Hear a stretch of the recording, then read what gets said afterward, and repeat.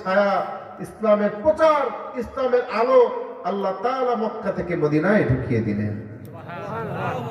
যখন ইসলামের আলো মক্কা থেকে মদিনায় চলে এসেছে, সাথে সাথে মদিনার মানুষগুলি পঙ্গপালের মতো ছুটে আল্লাহর নবীর কাছে আহলান সাহলান বলে গ্রহণ করে তার পাশে জড়ো হয়েছে।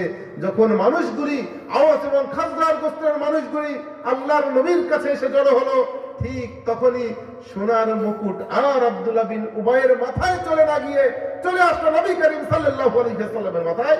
ঠিক সেদিন থেকেই আব্দুল্লাহ বিন উবাই একটি সময়ের জন্য আল্লাহর নবীকে সহ্য করতে পারেনি। মৃত্যুর আগ পর্যন্ত আল্লাহর নবীর পিছনে সব সময় কাঠি নেড়েছে, শত্রুতা করেছে, বিরোধিতা করেছে, কিন্তু ক্ষমতায়, শক্তিতে, বলে আল্লাহর নবীর সমকক্ষ নয়। অনেক দুর্বল ছিল বিধায় সামনে যুদ্ধ করতে পারেনি, পিছনে থেকে থেকে সবসময় মুনাফিকি করেছে, বিরোধিতা করেছে।